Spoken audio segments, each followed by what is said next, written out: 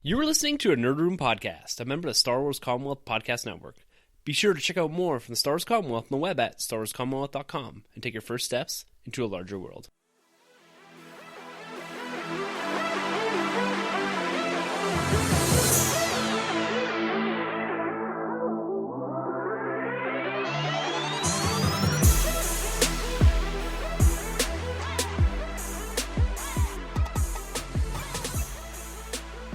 Hey everyone, and welcome to the Nerd Room, where we talk all things comics and movies. This is episode number 62, part 1.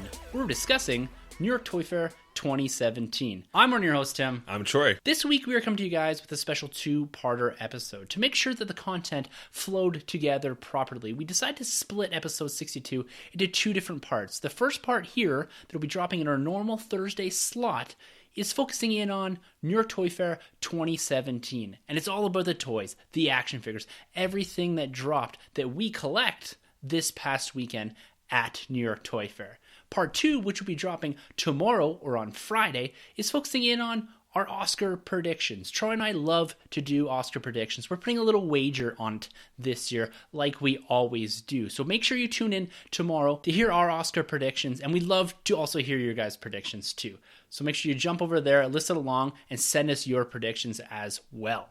But this episode is all about Toy Fair, all about the toys. And I cannot believe the stuff that's coming from Lego, Funko, the Black Series, 40th Anniversary Edition. Marvel Legends, Marvel Select is coming back in a big way. Huge. It's a game changer, man. It's just, this convention was bigger than I ever expected it to be. Yeah, this was pretty much like equivalent to like Super Bowl right now. For me, us collectors, this is huge. Yeah, I agree. This is massive. And yeah, like you said, Toyark and all those guys have been holding it down. They've been like our TSN into this thing, right? Perfectly stated. Yeah, perfectly stated. Massive. Yeah. So we're going to get into a lot more depth a little later on the episode. We're going to go through and step through some of the stuff that Troy and I focus in on, with particular focus on the Black Series 6-inch and the Marvel Legends. Those are some of our big focuses when it comes to collecting in the Star Wars and Marvel world. And we're also going to touch briefly on Lego, because that's another piece that I've really focused in on the last couple of years, and I really enjoy collecting Lego, building the sets,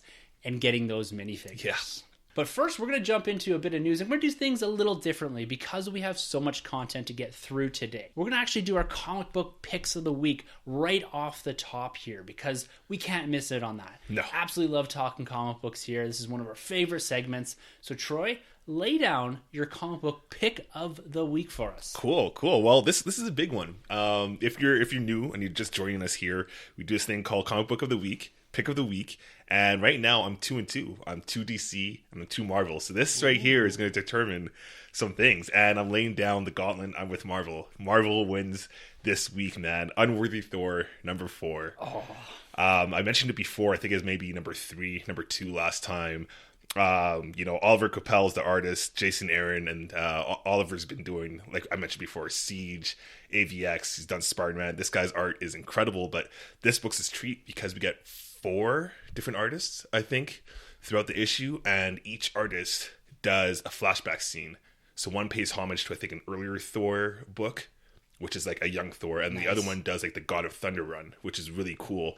And it's kind of a cool jumping in point, because if you haven't really been following up with Thor, this book's kind of nice because it kind of gives you his whole backstory from his glory days to what he thinks of the hammer and how much he respects that hammer, and to the point where he's even lost the hammer and he's lost the worthiness of the mantle of Thor. And it's great. Again, it ties to Secret Wars last year too that we get. So pick up this book. I'm not going to ruin anything. I'm not going to spoil anything, at least, but really, really good book. And yeah, right now, Marvel, man, 3 for 2. This is awesome. Or 3 Marvel, 2 DC. I cannot wait to get into this book a little further. I've got the issues sitting upstairs. They're on the back burner right now. And every week you come in here and you recommend them, I have to get into this, because this is one of the hottest books right now as far as the content that is bringing to Marvel. It's tying in so much continuity, and that's what we love about Marvel, is that they've stuck to the continuity. Yes, it gets muddled, and yes, I have complained about that a bit on the podcast here recently, but what they're doing over at Unworthy Thor with issues 1 and 2 that I've read, and then you expressing your sheer joy over 3 and 4, I gotta get into this as soon as possible. It's good stuff, man. I think it's unfortunate because I think I heard somewhere that maybe it ends up 5. I don't know. And I think we're going to get a showdown eventually between Thor and your boy Thanos. Boy Thanos. Yeah. And you know, you get such a cool team here. You get Thor, you get this crazy goat, and you get Beta Ray Bill and a hellhound going on. And Nick Fury shows up in this, but he's now the Unseen. Yeah, he's kind of like the new Watcher. The new Watcher, exactly. Yeah. And he's basically the one that took away the power from Thor because he whispered something to him in Original Sin. So and I think even Hela's in here. So there's a lot of stuff going down in this comic. And again, the art, I can't stress enough, is so huge in this book. So that's my pick of the week. Tim, back at you, man. What do we got from your end? Well, of course, I'm doing a Marvel book here. Yes, of course. And I'm going with another throwback pick of the week. And for those of you that are new to the podcast, with the picks of the week, we're not always staying current. I last week recommended Infinity Gauntlet #1, and I'm continuing to go back and recommend something from the past year. I had a lot of great conversations on Twitter with Steve over at Tumbling Saber. He's one of the hosts of Journals of the Willing. Go check those guys out. They're killing it over there. They review a lot of the literature in Star Wars, particularly with Journals of the Willing. But him and I were talking a lot about Annihilation. Oh, Guardians. So this is kind of where we start to get the seeds for the new Guardians, the Guardians that are represented in the films today.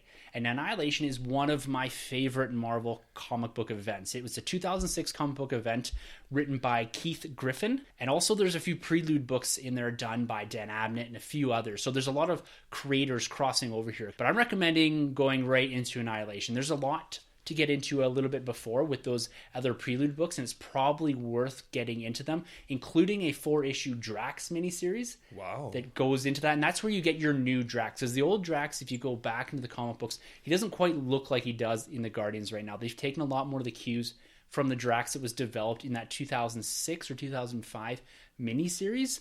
But this Annihilation #1 is one of my favorite comic book events. Like I said, it's the initiation of the new Marvel Cosmic. This is what really amped it up and got it going into what it is now. This is one of my favorite aspects of Marvel, is the Cosmic. Some of the crazy shit that's out in the universe. They're like, this is such a solid event.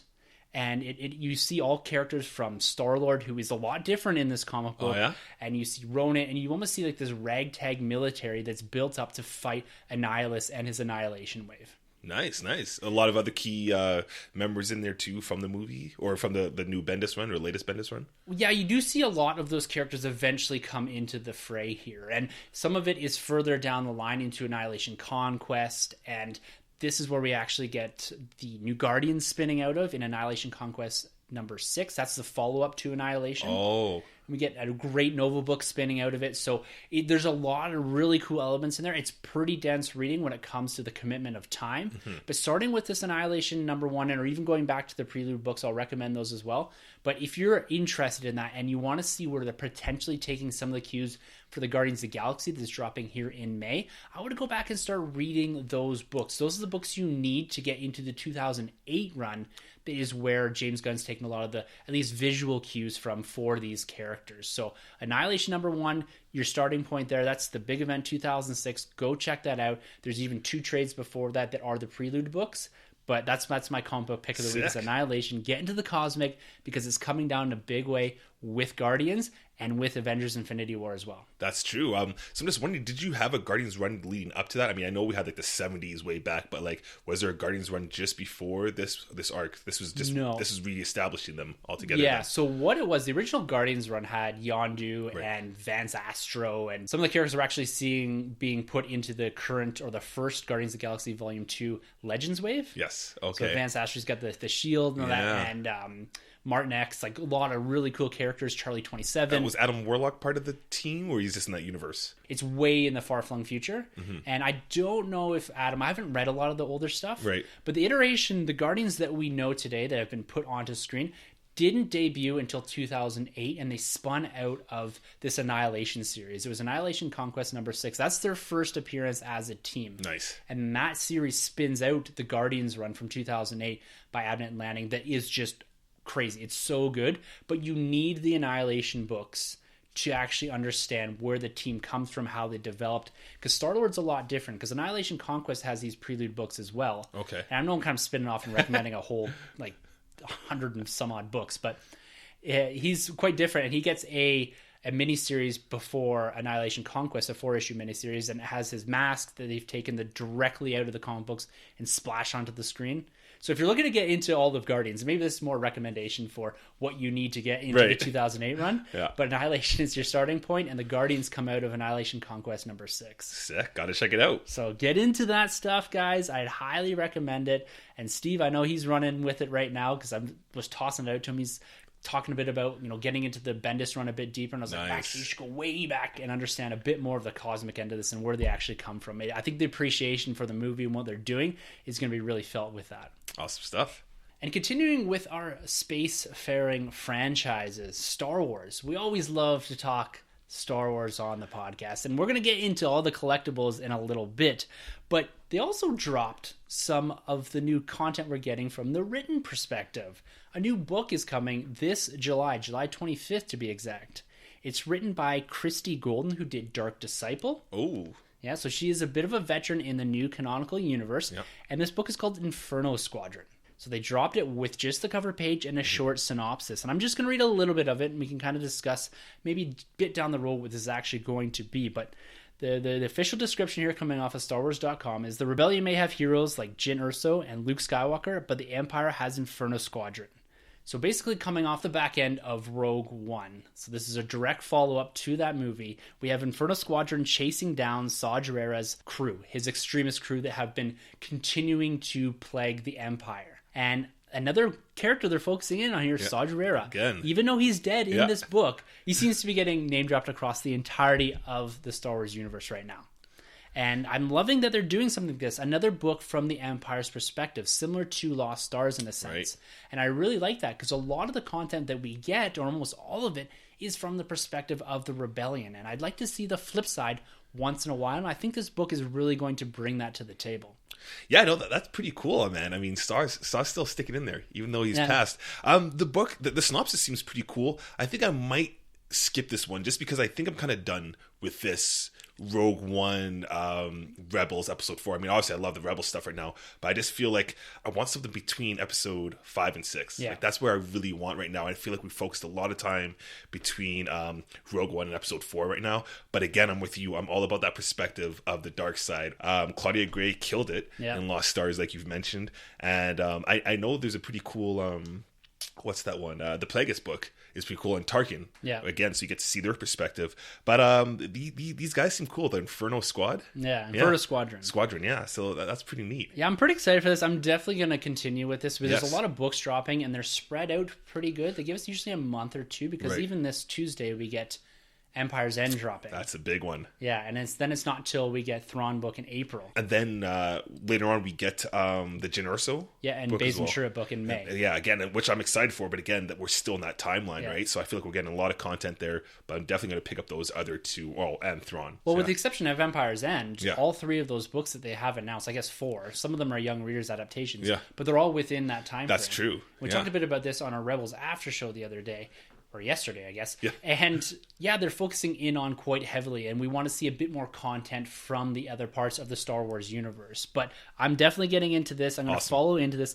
We're probably going to get some sort of prelude book, would be my guess, coming into episode 8. So maybe that's where we're going to have the content, the creation of that portion of the universe kind of pick up a bit. Right. Because after that, we're going to get a whole year now of episode 8 content. It seems that they follow on each big movie with the content coming off the back end of that. So they're avoiding the spoilers right now.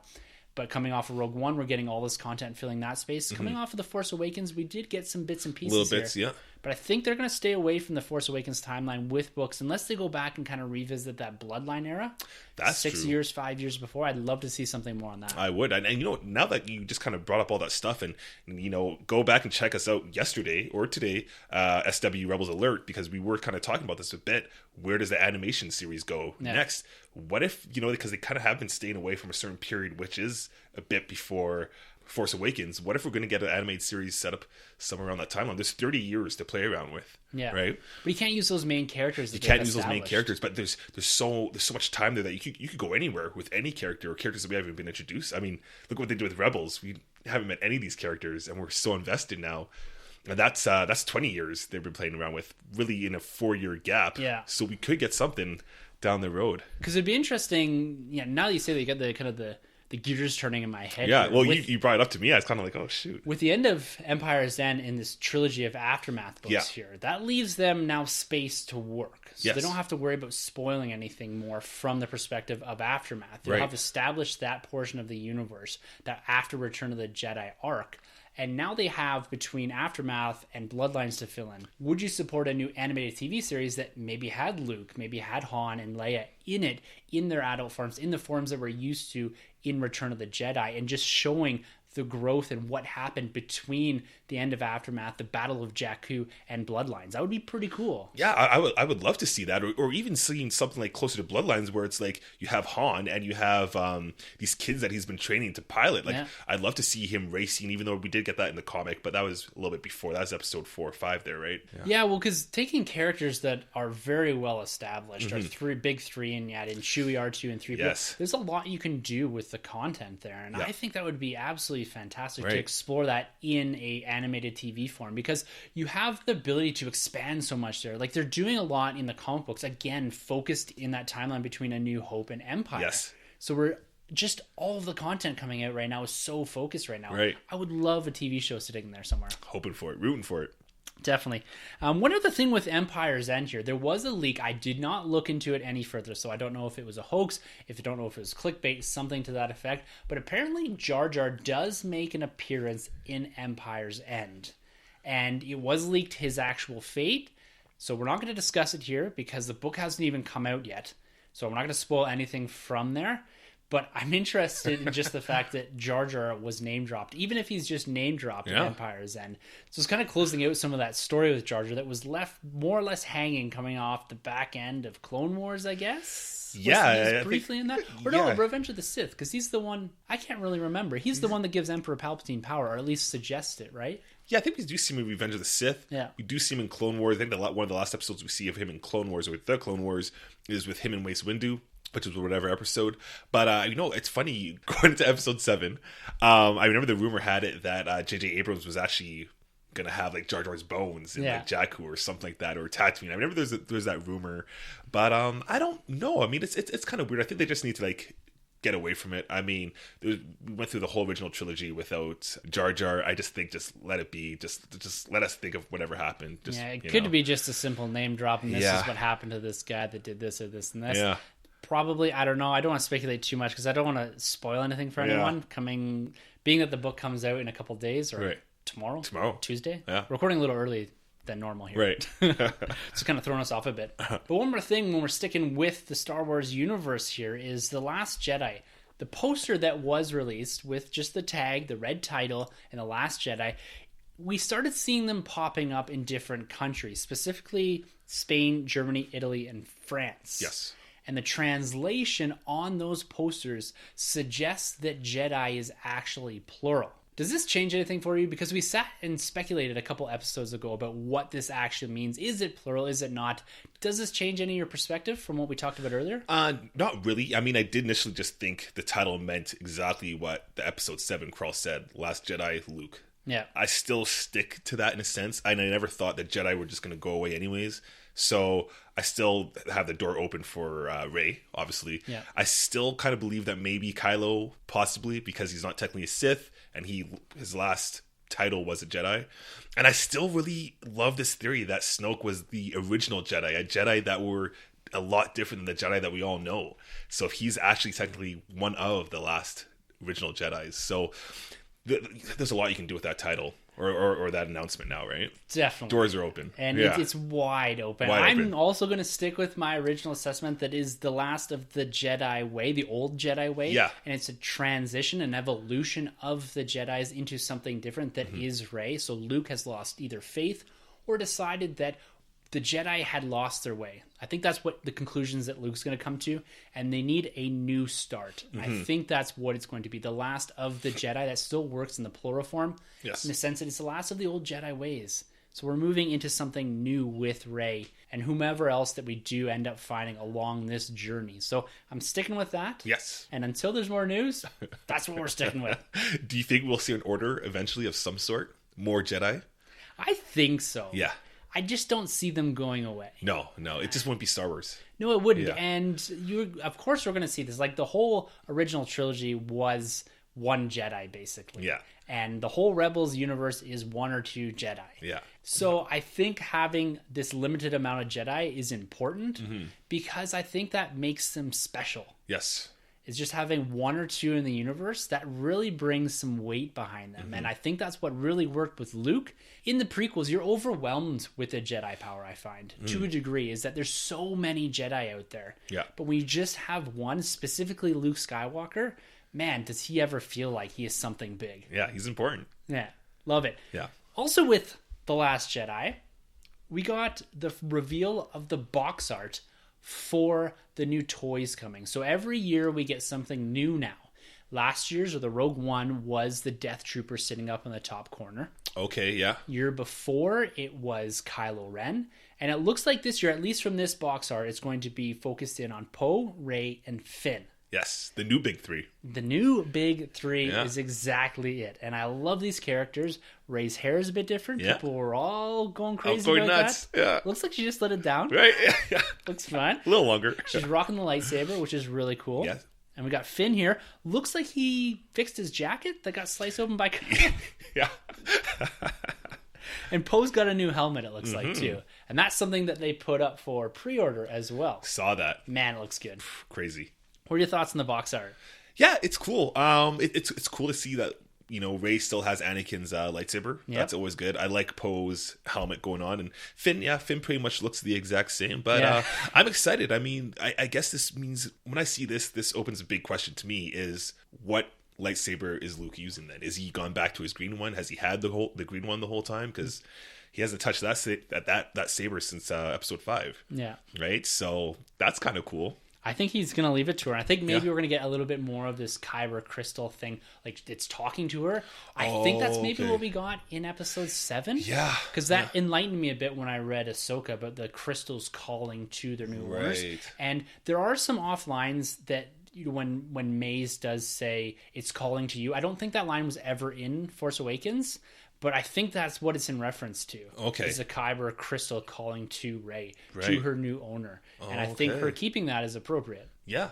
That's my kind of cool. I wonder why the connection between the two then. If that's the case, I wonder what it could be. So we'll have to see. Also with this box art came the announcement of Force Friday 2. Nice. So we're all over the place last year because we didn't know if the Rogue One was Rogue Friday or Force Friday 2 or whatever. This solidifies that was Rogue Friday.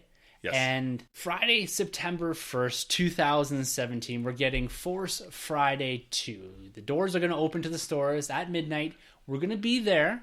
Hopefully they've ironed it out. We've talked about this a lot in the past, about our last few experiences with Force Friday, with Rogue Friday. And I'm hoping that they do this in a big way. This is episode 8. This is going to be huge. And I really want a big Force Friday. And I'm excited that they've announced this. This is a tradition that I like, that they've established now. And I'm really looking forward to this, man. Yeah, I'm right there, man. But I mean, Toys R Us, I mean, you got to listen up here. You guys got to step your game up, man, because you broke some hearts. You broke some hearts last year, and you shattered some hearts, man. You guys just weren't prepared, and you guys got to bring your A game. I saw Krennic there. He's prepared. He's dressed up. He's ready to get his toys, and let a lot of people down. So I'm excited, though. I can't wait to get my hands on some really cool content coming up. Luke, man. I need a Luke box series. I need that one. The old one, like Old Man Luke, basically. Yeah, we need them to show something on that. Yes, definitely. So I can't wait. We'll get the crew ready. Definitely. You know, we gotta get Izzy there too, man. We gotta get a whole event going on. Yeah. Cannot wait. For sure. Cannot wait. And this past week, speaking about action figures and toys, Force Friday 2, there was New York Toy Fair. We talked a bit about it at the top of the episode of how this is one of our most anticipated conventions, even though it's something that we don't actually go to. Right. But coming out of this were massive amounts of announcements, and there's a lot focused in on with Star Wars. Nothing to do with Episode 8, other than the box art we got the day or two before Toy Fair kicked off. But the 40th anniversary of Star Wars is this year, and they're celebrating it in a massive way. So about a week before New York Toy Fair 2017 kicked off, Star Wars announced that they're doing a 3 3/4 inch figurine in this titanium series. They're going to be static figures. They're die-cast figurines, and they're set in poses. They're all from A New Hope. We get Vader, Obi-Wan, Luke, Leia, and Han. And they come with nice backdrops and nice little slips that you can pull in and out, and they all fit together in this nice kind of big pose. These look pretty cool. They're going to run, I think, about $15 each. And then they also announced this centerpiece line. So this is going to be 6-inch Black Series type figures, but in static poses again. And we saw a Luke in X-Wing pilot from Hoth, and then also at New York Toy Fair they announced a Vader from Hoth as well. So I don't know if these are going to be connecting up or not, but they look pretty cool. What are your thoughts on these? Yeah, with the first one you mentioned, it's pretty cool. I think, what are they, the 3 3/4 static pose? Those are awesome. I think actually, if you're a collector, like that's an awesome way to display your figures with what they come with. I'm leaning more towards the ones that don't have the effects added to their lightsabers. Yeah, not definitely. really fond of like the swinging motion. I think they actually come with the interchangeable. Oh, yeah, like the effects, like sabers. Exactly, yeah, and the backdrops are interchangeable as well. Okay, yeah, so those are cool, but like you, I'm going to skip those. Much bigger things coming. And the other one, the centerpieces. The centerpieces is kind of cool. I'm not going to get them, but man, that Vader pose is awesome. It's such a great pose of him coming down with the stormtroopers, and to see Luke in the Hoth gear is cool. I feel like we don't get enough Luke in Hoth gear, really, right? No, it's always Farm Boy Luke or Return of the Jedi Luke. Exactly. We need more Bespin. We need more Episode 5. It's Episode 5, right? Yes. Yeah.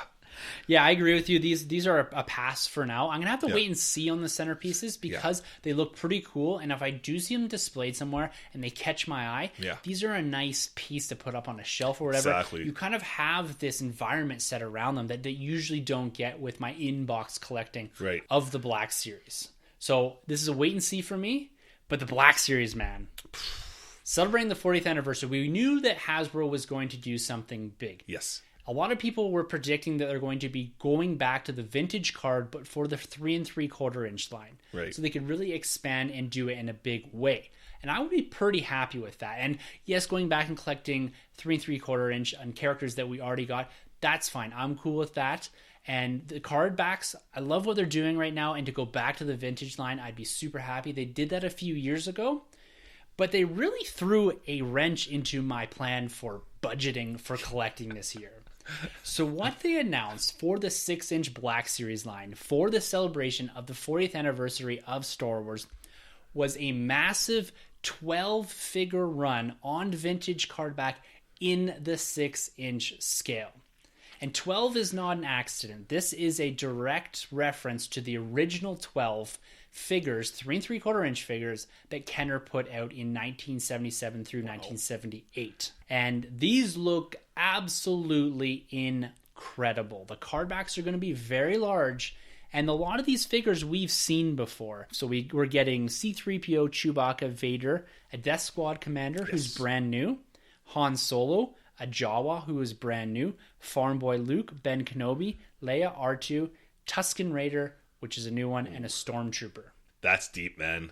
That's deep. Again, going back, this is a collector's dream right here, man. You know, the vintage look going on. What more can I say? Will I be getting all of them? No, just because I do chase the figure more than the box. Yeah. But these boxes are incredible. I'm definitely going to get a Vader because I don't have a New Hope Rogue One Vader. I'm definitely going to get the Tusken Raider, is it? The Sand People? Yeah. Yeah, I'm going to get one of those guys. I'm going to get basically the ones that I don't have, the ones that are new. But, geez, these are great. I mean, if they could drop a Power of the Force next, I'll lose my mind because that was my first initial run into Star Wars figures and collecting. But, man, these look great. Just fantastic. I'm all in on this. Yes, nice. I'm going so deep. I own every single one of these characters that are repeats already in the Black Series. And there's no doubt in my mind I'm going to chase each and every one of these. That's awesome. And even the first wave is already up for pre-order on HasbroToyShop.com. I did not go into them yet. They're priced at $20, which is less than the normal Black Series, which is pretty cool to see that they've done a price reduction for this celebratory line that they're putting out. But the exchange always kills us. Yeah.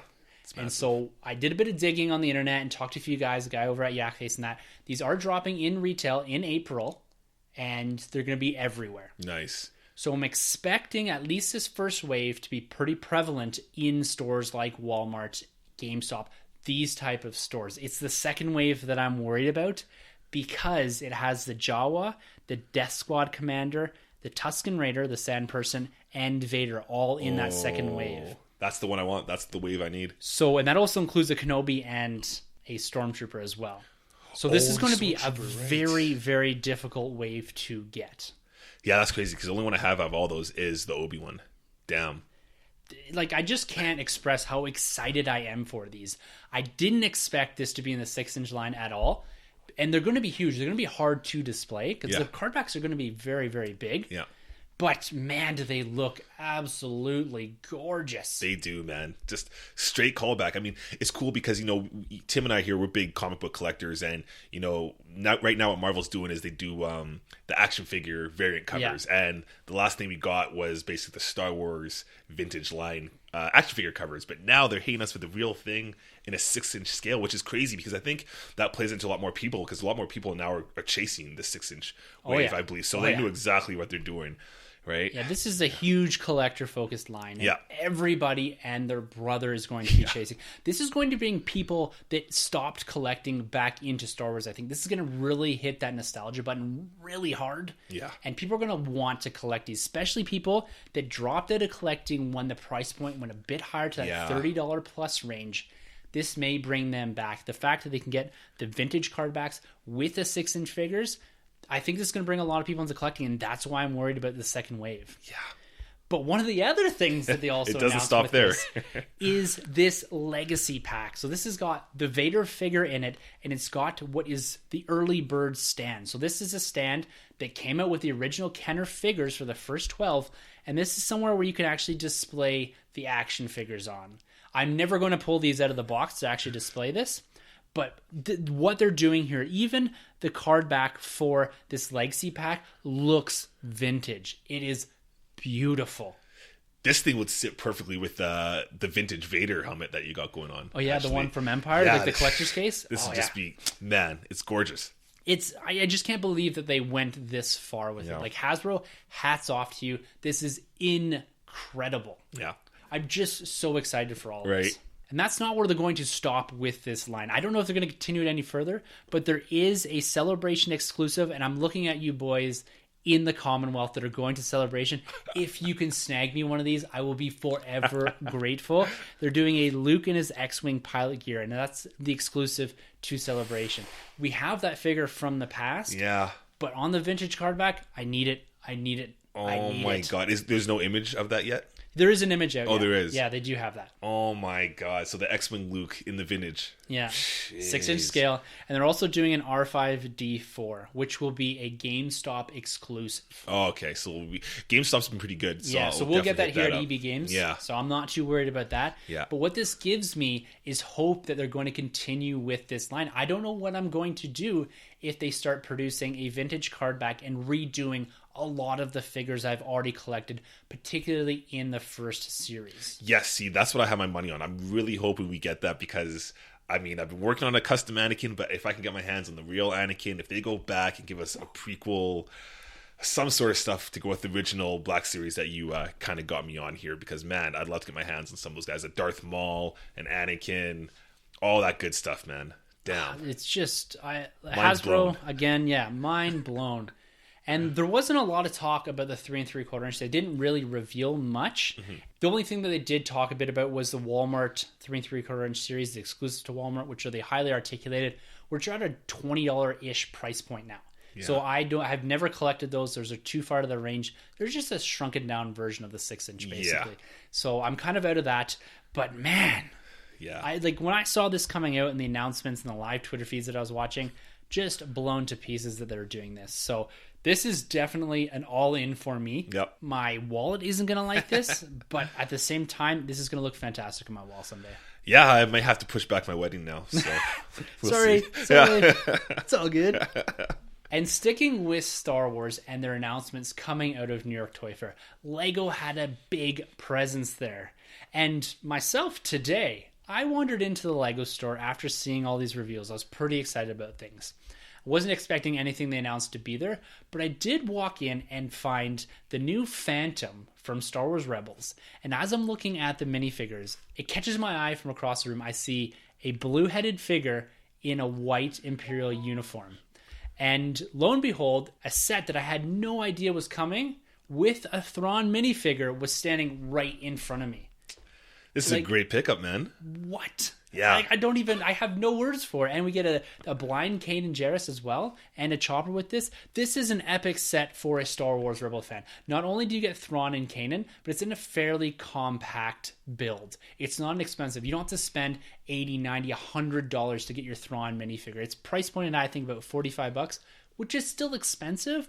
But man, I had no idea this was coming. Yeah, it's great, man. I walked in here today into the nerd room, and I was like, mind blown. We got Thrawn, which is such a good pickup, and then you got Kanan. This is cool because we haven't had any merchandise of Kanan in this form as Blind Kanan. So this is the first we have it here in the Lego set, and you got Chopper. Like, what else could you ask for? This is great. It's a cool ship. You got the Phantom going on. Yeah, the brand new Phantom. Yeah, man, good stuff. Good stuff. And they just kept rolling coming out of Toy Fair this year. They have announced quite a few sets, no Episode 8 sets, and it seems to be that they're spreading it across the majority of the Star Wars timeline. We do see we're going back to the Clone Wars era, and we get this Rebel fighter tank. And this one's for you, man. This is where I'm going to test if you're going to actually get into Star Wars Lego. All right. We have the Vader transformation set. So this looks a lot like the Boba Fett Freezy and Carbonite set that we got last year. Last year, you got that one, right? Yeah, and it's just kind of the pull and the spin of the minifigure. Yes. And this is set from Revenge of the Sith. And it's got a really crispy Anakin, a Vader, and an Emperor in this. An Emperor holding a lightsaber as well. Yeah, the gloves are off. I mean, I saw this on Twitter. And if you follow me on Twitter, you just see I just lose my mind. There's a lot of cap locks going on there because, geez, this is crazy. But yeah, Revenge of the Sith is one of my favorite Star Wars movies. I don't care what people say. But man, I can't wait. I'm going to have to get this one. Yeah. I got to get this one. Going way back to Lego when they were yellow, I did have some of the Star Wars stuff then. This might make me go down that dark path again. This is awesome. This is it, man. If you don't buy it, I'm going to buy it for you. So we'll see. They also announced a Rogue One Y-Wing. Cool. So this looks like a slight variant on what we've gotten before, maybe even the exact same ship. And the only reason I know it's from Rogue One is the characters, the minifigures that are in it. We do get a Blue Squadron pilot that will be piloting this. So I'm definitely going to pick this up. I'm a big fan of the ships now. Yeah. I think I've really focused in my Lego collecting because it's so hard to pick and choose what you're going to get. And a lot of the times before, I had really focused in on the minifigures and just got whatever set. Right. But because some of those are so expensive, I've had to step back and say, what can I display nicely? And it comes down, at least for Star Wars, is the ships. The playsets don't really last for me. I take the minifigures, I build the playsets, and then they end up in a box for my daughter and her friends when they come over. And they're only two. So I probably shouldn't let them play with that, but they're fine. They get it. Don't swallow. But this Y-Wing looks pretty cool. I'm going to get it. I'm going to set it up. It's going to look great, I think. And like I said before, this is the one thing I wanted coming out of Toy Fair was a couple more ships from Rogue One, and we did get that, so I'm pretty pleased about that. And the big set they did announce for Star Wars for The Force Awakens was this Rathtar Escape set. It's pretty clunky looking set. It's got a lot of figures that we already got. It does have the Guavian guards and a Conja Club member, which is pretty cool. But it's an expensive set. It's going to be probably in the $89 range, would be my guess. How many pieces or blocks? It's about 800. Wow. So it's this fairly large set, but this comes down again to how do you display a set piece rather than a ship. A ship kind of stands on its own. This doesn't look as good set up on a shelf. Right. It's probably a great build, and you get some of the big Rathars here, and it's a cool scene from the movie. A lot of people didn't really like it. Yeah. I kind of liked it. I don't know. And I'm probably going to skip this one. And the last two ships here for Lego, as we wrap this up pretty quickly, is from this Freemaker adventure. So these are pretty big builds. These are 700 plus pieces, 500 plus pieces. Damn. And they're ships. They're really nice. The Arrowhead and the Tracker 1. Okay. I never watched the Freemakers. No. It's non-canonical. I didn't commit the time to it. Apparently it's okay. Pretty funny. I've seen like little snippets of it. It's pretty funny. So I'm wondering if this is giving us an indication that we're getting actually a second season for this. Right, okay. Because they're dropping these. But it's all about Lego spreading it across the eras here. Yes. And they've got a nice spread of sets, and I can really appreciate what they're doing here. I'm getting my ships, I'm getting the minifigures I want. So again, hats off to Lego for Star Wars at New York Toy Fair. That's another win for me. Yeah, they don't really disappoint. Lego pretty much comes correct every year, every time, right? Well, they have the hit and misses, but I Okay. think that because they do so much of it, Right. that you just are always able to grab something that you want. It Yeah. doesn't come out in limited ways. And another thing with Lego, it's everywhere. I've never had an issue finding a set, either at the Lego store, Walmart, or even the Lego shop online. They do really well. If it's not coming back in, it says, it'll be back in a couple weeks. Nice. Don't worry about it. The only thing you have to worry about is eventually it being retired and it never coming back to stores. But there's still Age of Ultron sets that I haven't picked up that I still want to pick up Yeah. that are on the shelf still. Wow, and that's Age of Ultron. Yeah, so Damn. it's going back to 2014. So Right. this stuff usually lasts 2 to 3 years on the shelves, and the Lego shop's always got everything. So as far as a collector's perspective, I'm always a wait on these. I'll pick them up when I have a few extra bucks in the pocket, or I'm looking to build something to take up a bit of time, because I like to build once in a while when I want to just relax. Nice. And I need to have a few on the shelf here in the box so I can just pull out when I need to do that.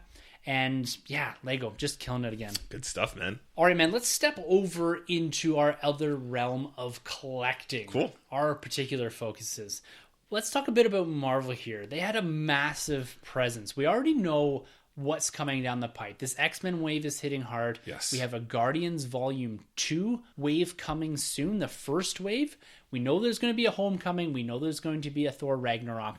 But man, did they reveal a lot at Toy Fair. Yes. Way more than I was expecting. I don't know what they're going to announce at San Diego Comic-Con. I guess maybe some of the Thor Ragnarok stuff because it did get teased here. But holy, like this Guardians wave that we did predict they're going to announce a second wave here. This contains Nebula, Adam Warlock, a Baby Groot and Rocket, Gamora, Mantis, which is the Build-A-Figure, Desed 2, and Ex Nihilo. Damn, yeah. This is a huge wave. Yeah, when I saw the Ex Nihilo, I couldn't believe that because Yeah. I really like that. We were talking about his Hickman's run, Yeah. right, on Avengers and basically becoming bigger. And I was like, dude, like I got to have that in my collection. I have to have that guy on my wall, on my display, whatever. That's awesome. And not just him, like everybody in that wave you just mentioned is big. So good. And there's a few repeat characters from the Guardians Volume 1 wave. So when we're looking at Gamora and Rocket and that, I was like, no, I'm not going to get this. But then they hooked me with the Build-A-Figure. Yes. It's the movie Mantis. And I always get sucked into buying every single character because I need those Build-A-Figures when they're the cinematic universe characters. Right. So I think I like this wave actually better than the first wave that they announced. Definitely. And the first wave, there's 2 Star-Lords, is there? I think there's only one. There's a one. Star-Lord in this wave. Well, technically in this wave, it's a 2-pack with Eagle the Living Planet. Yes, okay, that's the one I was thinking of. Yeah. So we did get that reveal. That's going to be an Entertainment Earth exclusive. I think that's up for pre-order right now. Oh, okay. And that was our first plastic form, full body look at Ego too. Kurt Russell's character in Guardians of the Galaxy. It's just like Kurt Volume 2. Russell. Yeah. It's just like him. Yeah. So it also looks a little bit like his father in the comic books, Jason. Of Yeah, Spartacus. yeah, Jason, right. So what did you think of this wave? Are you going to be picking out the majority of this? I am, because I missed the whole original Guardians of the Galaxy Volume 1 pack. I wasn't quite collecting then, so I got to make up for that now. So I'm definitely going to be picking up a lot of those ones. I'm going to be chasing a lot of those Guardians. All right, for those keeping tabs on what Troy is spending and what I'm spending, so I'm full in on Star Wars. Yes. Troy's a bit more full in on the Marvel Legends here, because you're collecting the X-Men wave, correct? Yes, the X-Men wave, definitely the Spider-Man wave. Definitely. Right, hands down, and the Guardians wave. Yeah, so we got 2 Guardians waves here. Yeah, So this is hitting in a big way. it's going to be deep. You mentioned the Spider-Man Homecoming wave. We got the big reveal here of what is actually going to be in it. Let's start with the Spider-Man. Yes. So we get a Spider-Man in his homemade suit, Yes. which looks pretty cool. We get Spider-Man in his flight gear with the web wings. Yeah. Also pretty awesome. Never been done before. Actually, kind of the first... Yeah, it's been done, sorry. But yeah, cool. We get a 2-pack here with Spider-Man and Iron Man in a new Iron Man suit. Yeah, which kind of looks reminiscent of the Ultimate line of Iron Man, the first time, right? The first suit he had. It's got a lot more gray on it than Exactly. we're used to. Yeah. At first, I thought it was more of a battle damage suit. Yes. But when you look at it closely, it is his actual suit. So it's cool that they're going to be still going through the evolution of Tony Stark's suits, even in a film that is not his. Right. Maybe it will be his. Who knows? Yeah. And then we've also got in this wave Moon Knight, Tombstone, Vulture from Homecoming. Yes. Just the character, the single character here, and Cosmic Spider-Man Yeah, with 3 interchangeable heads, I Yeah. think. Yeah. and Beetle. Yeah. Yeah. They always got to throw in one of those guys. Yeah. So, the thing that kills me about this wave is, again, coming back to the Build-A-Figure. The Build-A-Figure here isn't actually a figure. It is the huge flight suit that goes on the back of Vulture. Right. And they have this character displayed at New York Toy Fair. I'd recommend going and checking out the photos because it is massive, but so cool. It's so cool. It's huge. Displaying that's going to be tricky, but I like this approach. I like that it's not a villain. I think, well, it is essentially, but it's different than just creating a character. You're adding on to the Vulture. So I'm going to have to get everybody. As am I, unfortunately. This is a bit of a sideways wave for me. I've never collected the other Spider-Man waves and Legends. Yeah. And because it's MCU and that's my focus in on Legends, I'm going to be getting this entire wave because I need that Build-A-Figure. Yeah. So chalk me up for this whole wave too. For sure.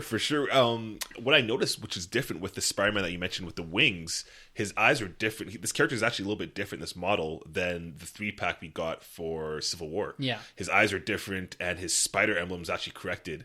They actually messed up on the spider emblem last time, and then he has the web wings going on. So that's pretty cool. Yeah. So we're looking at a couple different Spider-Man suits in that movie as well as the figures seem to reveal. Yeah, and I really like his homemade suit. I think that's actually kind of cool. It makes sense. Yeah. Do you think we're going to get flashbacks? So they seem to be going back and telling some of the origin story here. How do you feel about that? At least that's what I think. Yeah, I think we're going to get flashbacks, but it works for me. You mean Izzy kind of mentioned this online a bit, but I think it makes sense if you establish a little bit of his Uncle Ben. Yeah. Not necessarily having to retrack what we've seen already, but just to play in the relationship between him and Tony later on, because there is going to be a struggle between those two, probably in line being like, you're not my Uncle Ben or you're not my dad. So it makes sense to build it up in a flashback. So I can appreciate what they're doing there, and I really hope it's not an extensive sequence. Yes. It just needs to be either in the early credit scenes or in flashbacks once in a while, just going back and revisiting some of the early Spider-Man stuff. We don't need a whole another origin movie. I don't think we're going to get that. Yeah. But I like that we're getting a figure here, at least referencing that we're going to get a little more depth behind the Spider-Man character. Yes, of course. And they also announced quite a few Rogue sets. Not Rogue the character or Rogue One sets. A lot of sets that just are 2-packs or teases for future waves. Yes. We had the Evolution of Groot set, which is going to be a Toys R Us exclusive. We have a potted, a juvenile Groot, and also the 2014 Build-A-Figure is going to be in that pack. Oh, that's a nice pickup then. Yeah, so it's going to look pretty cool. I don't know what I'm going to do with that. I'm going to wait and see, because the juvenile Groot, I don't know if he is with another character or not. I did not look close enough, and I already have the Build-A-Figure. So I'm going to wait and see with this to see what the card back looks like. Right. But this is going to be just at Toys R Us. Oh, okay. Yeah. We mentioned the Ego and Star-Lord Entertainment Earth exclusive, so go check that one out. The A-Force series. Yeah. So these are characters spinning out of Secret War. They're all established female characters. And there's a big series within Secret Wars, the 2015 event. Yeah. And there's a series right now that's getting quite a bit of praise. And the team looks pretty cool, but they're putting together a 6-pack. That's huge. Marvel Legends. And it's awesome. It's also a Toys R Us exclusive. I'm going to wait and see on this one too. This is going to be quite expensive. It really would be. So this is going to be probably $125 or so dollars, would be my guess. Just looking at $25, maybe shave a few bucks off per legend. Yeah. But it's going to be a big set. That's massive. That's going to be pretty nice display probably too. Do we know if there's any kind of display in the back? I don't know. I didn't see any card back or anything, Okay. but looking at what they've done in the past, so there's the 5-issue Legends box with the X-Men that they did a little while back, and they also did one for Guardians for the comic book series that was pretty cool. Yeah. And if you look at the Comic-Con exclusives from a couple years ago, the Book of Ashanti is cool. You've seen what they've done with the Infinity Gauntlet, the 3 3/4 inch. So there's a lot of cool displays they can do. And I think that they recognize that people like to display these legends in particular in nice box art. Yes. And it's just not going to be a plain plastic kind of shoved or vacuum packed around these characters. It's going to look nice on the shelf. That's what's going to bring people in. And I'm hoping it looks pretty cool. So if I'm intrigued enough to get it, I may wait for this, because this seems like it's going to be the ones that will probably peg warm. Right. And I'm looking at potentially a discount. The same way you and I are both waiting out that 3-pack Civil War to drop at least in half from that $80 price point. Yeah, and the same with the Sam Wilson one. Yeah. I'm waiting for that, because I'm actually surprised we haven't gotten just a single Sam Wilson Captain America, because I want that one. That's a nice looking figure too. So this key with some of these is to wait and see. Yes. Because going out and getting them the first day, I've been burned on that in the past. And as a collector, you do have that angst. When you go in and see these figures, for the first time. Yeah. And you're looking at it like, if I never see this again, I'm going to be upset. I have to buy this at Right. full price. And the people that can wait it out, I give you a lot of props in the world. I'm usually not one of those people, but sometimes I do have a little bit of intuition about what's going to sit there for a while. And I think this might be one of those packs. Right there with you. So they also teased a piece from what I'm guessing is the Thor Ragnarok wave, a Thor Jane Foster. Looks pretty cool. Looks really good. Yeah. Yeah, the paint apps look great on there. I mean, obviously it'll look probably better, or I'll have a better idea when I see it in person. But I like that, man. I really wanted Jane Foster Thor badly. Yeah. I'm excited more for what we're going to get in the MCU line for this wave. This is a character I will definitely pick up, especially if there's a Build-A-Figure piece in there. But I'm thinking we're going to get like a Hela or something as a Build-A-Figure in this line. So we're probably going to get like a Thor, a Loki, maybe an Odin, and there's a couple other figures in there that we're probably going to get. Yeah. But man, like this cool character that they're going this deep with it. It's really cool, especially because, you know, we do have the all new different Spider-Man 2 that they dropped, which is I think a 2-pack. But I'm just waiting out to get the Iron Man, all new different Iron Man, hopefully, because I could put together like an Avengers, all different Avengers now with the Sam Wilson and all that kind of stuff. Yeah. So I'd really you could put that whole team together, right? So loving what they're doing. Awesome. Yeah. And continuing with kind of these rogue individual figures, there was a Human Torch and an Invisible Woman. Now, we have seen these figures in the past, and they announced that they're going to be Walgreens exclusive. So we don't have Walgreens here. These aren't characters I'm really going to chase. I'm not a huge Fantastic Four guy. So we'll kind of wait and see to see if these do show up somewhere else. We've seen some of the exclusives in the past show up at other retailers in Canada. So wait and see here. But the last big one for the Marvel Legends wave is this Netflix TV series line. They announced Punisher and Jessica Jones, I think at Comic-Con last year. I think it was, yeah. And they supplemented that wave now with a Netflix Daredevil and Elektra. All we're missing is Luke Cage and Iron Fist. Right? That would fill out a nice 6-pack wave. They got to do it. They have to do it. Got to do it. What do you think could be the Build-A-Figure? Or I guess these are all standalones anyways, right? Yeah. Potentially, I'm guessing there's probably not a Build-A-Figure with this wave. Yeah. I really don't know what they do other than putting some sort of whatever they're maybe doing in Defenders, if it is some sort of demonic Mephisto type character. Right. So I don't know, but these characters look awesome, and they're going to be sitting on my shelf before the end of the year, hopefully. For sure, yeah. They look really good. Like the John Berthal looks cool. And again, I really want to get these figures because you can put them with the cinematic universe counterparts, like the Iron Mans and the Civil Wars and all that stuff. They just go hand in hand. So yeah, some really good stuff. I think the theme of this year, at least on the Hasbro line, is the 2-packs. Yeah. There's a lot of 2-packs going on. The Jean Grey, Dark Phoenix, and Cyclops as well, right? So a lot of stuff to get out there, man. Holy God, it's going to be a heavy year. It really is. And that's just the Marvel Legends. If you skip over to the Slex, which I have stepped back from, you're a big fan of that. Yes. But they've announced a massive revamping, almost, it seems, of that line. We're used to getting 1 or 2 comic book based characters a year. Yeah. But this year, they're stepping into the movies, into the Netflix series with a Daredevil. We're getting a Star-Lord from Volume 2. It looks like we're getting some comic iterations of Gamora and Groot. Yeah. Spider-Gwen, a Spider-Man Homecoming version as well. There's a lot going on in these Marvel Selects. Yeah, they must have been listening, man, because, I know you used to go deep with the Selects before. Yeah. I really like the Select stuff, but I feel like this year they've kind of dropped the ball a bit, missing the chance with the Black Panther, Civil War, we never got. I did like the Captain America that they did do, wasn't really pleased with the Iron Man, but now they're coming back full in effect. The Spider-Man Homecoming just looks phenomenal in my opinion. It might have won. This year might have won for me. It's the best looking Spider-Man I've seen. Can't wait to get my hands on the Daredevil. There's a lot out there for the Selects line that I just got to get. Yeah. Blown away. And scaling up a little more to the 12-inch figures. Yeah. You and I have not jumped into this. Not the yet. price point here is $80 a figure. Yeah. They're highly articulated. They look pretty cool. The detail for me is still not there. Yeah. But the ones they announced this year, I don't know, again, if they were listening to the fans with the detail, they looked pretty good. Yeah. We got a Deadpool, a Hulk, a Thor, and a black suited, a symbiote suit Spider-Man with interchangeable head. Yes, with the Venom suit or the symbiote suit coming on to his face. That's crazy. Are you jumping in now? It's still tough for me because, like you said, I just feel like the detail's still not quite there, especially for that scale. So I don't know. It's tough. I'd have to see it in person. It's all in the face, man. It is in the face. I like the articulation that they have going on behind them. It's the face. Yeah, I don't know. Yeah, I agree with you. I might not be able to do it. I agree with you. That price point is killer too. It is. It's a little too much. It's hefty. Yeah. Yeah. One last thing here before we do sign off from our Toy Fair coverage is the Lego sets from Marvel. They announced 2 Thor Ragnarok sets. We did not see them. They announced 3 Guardian sets that I did see in retail in the Lego store today. So they are on shelves. Nice. So there's a Milano and a few other sets. And they announced 2 Spider-Man sets. One which is this Avengers heist type thing. So that from that first scene that we saw in the trailer. Right. So it's a pretty small set, only 185 pieces. But there's this Beware of the Vulture set. Again, pretty small, but there's a grayed out character on the front of it. And my thoughts is that it's potentially Shocker. Right. Yeah. I don't know. Or maybe Prowler.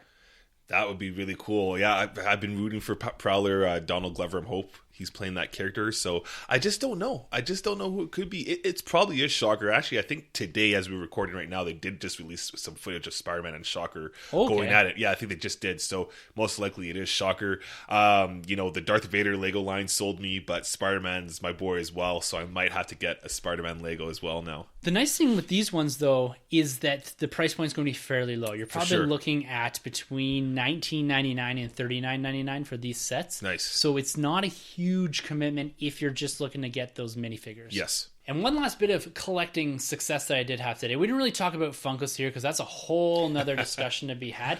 But the Marvel Guardians of the Galaxy Volume 2 Funkos are dropping in stores. I was able to find a Groot, the Hot Topic exclusive, in the Ravengers gear, as well as Ego and Mantis today. Awesome. And I've got them sitting on the table here. I'm super excited about this line, super excited about this movie, but I did pick up the 3 new figures that I have not seen before. So Guardians merchandise seems to be hitting hard right now. The shelves were a little stale over probably the past month since basically Christmas time. Right. But it looks like from all the announcements that we're getting here, what I'm seeing coming in the stores from Lego, Funko, and hopefully with the Legends and Black series soon, is that we're going to be getting hit hard probably towards the end of March and into April. So it's going to be an exciting year. It's going to be packed. To close out this discussion, what is your holy grail for 2017 for the things that have been announced at Toy Fair? Yes, we're going to get episode 8 announcements, and Force Friday is going to be huge. But from all the announcements here, what is your number 1 pick? Oh, it's really tough. I mentioned the Marvel Select Homecoming Spider-Man. Obviously, you got the vintage line going on with the Star Wars stuff. But I think it comes down ultimately to my all new, all different, Amazing Spider-Man 2-pack with Mary Jane. As a little kid, when I used to go to the comic store, there was a 90s cartoon 2-pack of Spider-Man and Mary Jane with the interchangeable head. If you all know what I'm talking about, that's the Toy Biz days. Now I get a chance to get back and pick up that set. So I'm going with the all new, all different Amazing Spider-Man. Yeah, awesome. That's my one right there. What about you? Mine's going to be the 40th anniversary 6-inch scale vintage cardback figures. The whole 12 plus the Vader Legacy pack. Right. This is what I'm focusing in on this year. This is where I'm going to allocate a ton of money to because I know I'm going to have to. Yeah. And I got to get every single one. Like there's no leaving any man behind on this one for me. Nice. I am 100% into this. And I just can't wait to see them on the shelves the first time. I'm hoping that the second wave hits really hard. Yeah. And I don't have any issues finding them because I really don't want to go to eBay or scalpers or anything like that to get these characters. So Hasbro, please have great distribution in Canada for these action figures. I cannot wait to get my hands on the first wave here and into the second wave. This is my holy grail for the year so far, and I don't see episode 8 outweighing this for me. Like, there's going to be a lot of cool characters. That Old Man Luke I'm really looking forward to. Yeah. Probably eventually. Like, that's just a prediction from us. I don't think that's been announced. Yeah. But this vintage line, I don't know if anything's going to overtake this year. I know. It's a tough one, man. But you know what? They've gone a little bit better with the recent Black Series over here. So hopefully they do, because I'd hate to see what that would look like on eBay. Oh, man. Jeez. Oh, whole set. Yeah. Horrendous. So it's been a great Toy Fair. And I cannot wait to eventually go there one day and do our own coverage. But again, thanks to all the podcasts and all the different websites and that do the coverage that allows us to actually grasp onto what's coming and get excited and feel like we're actually there. Yes. Awesome stuff. All right, guys, you have heard our favorites, our picks from New York Toy Fair this year. We'd love to hear yours. What are you looking forward to most in 2017 when it comes to action figure collecting, merchandise collecting, and what franchise you're looking forward to? We only covered Marvel and Star Wars here. What are you guys looking forward to in 2017? We'd love to hear from you. You can hit us up on Twitter. Our handles are at the end of the episode. You can also email us at thenerdrm@gmail.com or comment on our Facebook or YouTube pages. And one thing we just wanted to drop quickly, give a quick shout out to our boy Sanjay. He did start another podcast, his own podcast called the Flying Fox Podcast.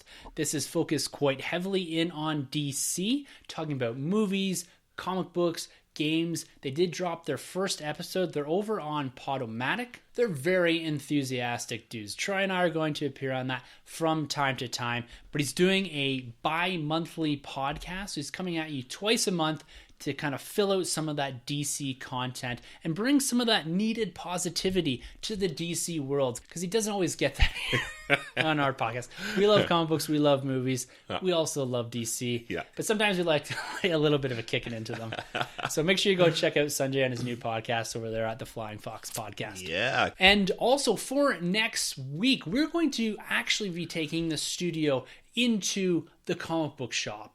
Our boy Chris over at Alpha Comics has invited us over to record the podcast inside of the comic book shop. So we're going to be sitting there next week, the day before a new comic book day, laying out our new episode with a special guest, Chris. He's the owner of Alpha Comics. Make sure you go check those guys out. They're here in Calgary. They've got comic books, they've got action figures, they've got art pieces, they've got dollar bins of comics. A lot of great stuff going on over there. He's going to give us a little bit of insight as to what the industry is like from the perspective of a comic book shop owner in a digital era. Yeah, be sure to go check out Alpha Comics, and this guy has some knowledge on his comics, so be sure to check out Chris over at Alpha's. And yeah, like Tim mentioned, really cool stuff there, statues, toys, the comics, obviously. So be sure to tune into our episode then, and be sure to check out Alpha Comics every Wednesday. Get your comic fix on. Yeah, we're bringing him in to do our Wolverine or our Logan prelude episode. We're going to be discussing some of the comic books that surround Logan, the Old Man Logan storyline, some of the X-23 stuff, to prime you guys for the Logan movie that's dropping in just a couple weeks, March 3rd. So that's coming down the pipe quick. Right around the corner.